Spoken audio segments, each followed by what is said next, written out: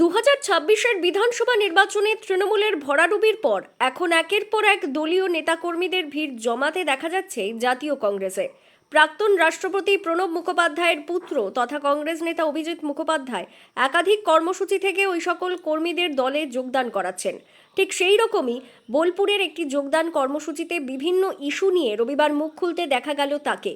অভিজিৎ মুখোপাধ্যায় অনুব্রত গড়ে দাঁড়িয়ে শয়ে শয়ে তৃণমূল নেতাকর্মীদের দলে যোগদান করানোর পাশাপাশি নাম না করে অনুব্রত মণ্ডল সহ তৃণমূলের বিভিন্ন নেতাদের তীব্র কটাক্ষ করেন। পাশাপাশি এখানেই তাকে অকপটে স্বীকার করতে শোনা যায় যে তিনিও একসময় তৃণমূলে গিয়ে ভুল করেছিলেন।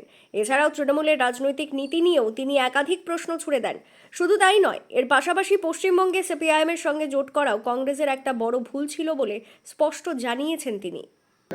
কারণ যে প্রথমটা হয়েছিল যারা কংগ্রেস থেকে গিয়েছিলেন বেশিরভাগই আমি অনেক এমএলএ এমপিদেরও জানি, ইভিন মুর্শিদাবাদে, বীরভূম তো অবশ্যই, যে তারা প্রেশারে চলে গিয়েছিলেন। নানা রকমভাবে হ্যারাসমেন্ট হয় সেটা থেকে বাঁচার জন্য। আজকে যে লোকগুলো করেছিল তাদের কী অবস্থা আমি নাম নিচ্ছি না। আজকেই দেখলাম যে একটা এমন নাকি নেতা ছিল অক্সিজেন কম পৌঁছয়, তার বাড়িতে বিজেপির পতাকা। আমাকে গ্রামে বাড়ি যেতে গেলে ওই বাড়িটার সামনে দিয়ে যাতায়াত করতে হয় বোলপুর থেকে। আমি দেখেছি আগে যত বড় লোক গাড়ি থাকতো তার থেকে বেশি পুলিশের গাড়ি দাঁড়িয়ে থাকতো। নানা রকমের প্রেশার ছিল, সেই প্রেশারটা যেই উইথড্র হয়ে গেল। আর দেখা গেল যে কেউ বিশ্বাস করেনি যে কাউন্সিলর থেকে একটা এক্স এমএলএ কোমরে দড়ি বেঁধে খালি পায়ে নিয়ে যাচ্ছে। খুব বাড়াবাড়ি হচ্ছে, কারণ এটা হচ্ছে এক্সেসিভ ইউজ অফ গভর্নমেন্ট পাওয়ার। সব কিছু আইন আছে, সেই হিসেবে করো। তুমি যা হিউমিলিয়েট করছো তোমার সঙ্গে একই হিউমিলিয়েট তোমরাও হবে। এমন কাজ করো না যাতে ভবিষ্যতে হিউমিলিয়েশনটা তোমাকে সহ্য করতে হয়, 1 নম্বর। 2 নম্বর হচ্ছে যে এদের শেল্টার দরকার, যাবে কোথায়? আর তৃণমূল তো ব্রেকঅ্যাওয়ে গ্রুপ অফ কংগ্রেস, যেমন আদি গঙ্গা এখন নালা মতো হয়ে গেছে, কিন্তু তো গঙ্গারই তো অংশ। তৃণমূল এখান থেকে ভেঙে গিয়েছিলো, আবার এখানে ঢুকবে। সিপিএমের বিরুদ্ধে লড়ার জন্যই তো মমতা ব্যানার্জিকে সাপোর্ট করেছিল। আমরাও সাপোর্ট করেছিলাম যে 2011-তে যে ওনাকে সরিয়ে দেওয়া লেফট ফ্রন্টকে, এবং সেটা সাকসেসফুল হয়েছিল। তারপরে যে যা নিজের চরিত্র দেখিয়ে দিলেন, তার ফলটা আজকে দেখতে পাচ্ছেন। যারা এসছে, যারা আরও আসবে, আমার অনেক এমএলএস আছেন, এমপিস আছেন, প্রাক্তন রানিং, তারা কিন্তু যোগাযোগ রেখে চলেছেন। আমি আমার লিমিটেড জায়গাতেও ওপেনিং দিয়ে রেখেছি, আপনারা যারা আসতে চান আসুন, কিন্তু আপনাদের পাস্ট উইল নট ক্যারি। কারা দেখবেন গাইডলাইন, যাদের পরিচ্ছন্ন ইমেজ আছে, চুরি চামারির ব্যাপার নেই, খুন খারাপির ব্যাপার নেই, ওরম ধরনের নেই, আমাদের সেই ইনফ্রাস্ট্রাকচার নেই। আর তাছাড়া আমরা সেই বদনাম লোকগুলোকে নেবও না।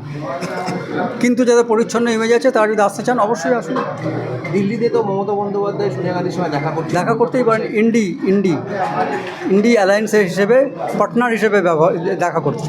সেটাতে পশ্চিমবঙ্গে কী হবে যেটা বলবেন সেটা হবে। এখন ওরা আমাদের কি সিট দেবে, আমরা কটা সিট দেবো সেটা উইল ডিসাইড। হ্যাঁ, তাছাড়া কি, ওর নিজের যে কটা লোক আছে সেটাকেও আটকাতে পারছে না। কেন এত অবিশ্বাস কেন? কাকলি ঘোষ দস্তিদারের মতো মহিলা, 4 বারের এমপি, তিনি সর্বক্ষণ ওনার সঙ্গে থাকতেন। আজকে তারা কেন ডিভোল্ট করছে? ফিল্মের ছেলে মেয়েগুলোকে ছেড়ে দিন, ওদের অন্য ব্যাপার, কিন্তু ইনি তো একটা পলিটিক্যাল লোক। একটা সময় দেখা গেছিলো আপনিও তৃণমূলে গেছিলেন, আবার কংগ্রেসে এসেছিলেন। সেই সময় অভিষেক বন্দ্যোপাধ্যায়ের সঙ্গে দেখা করতে গেলে কী করতে হতো? দেখা হয়েছে? আমার দেখা কোনোদিন হয়নি। ওর এবং দিদিমণির ইনভিটেশনেই আমি গিয়েছিলাম। আজকে আমার স্বীকার করতে কোনো দ্বিধা নেই, politically that was a blunder. একটা বিশেষ লোকের ওপরে, যার দায়িত্ব ছিল আমাকে জেতানো, সে আমাকে হারিয়ে দিল।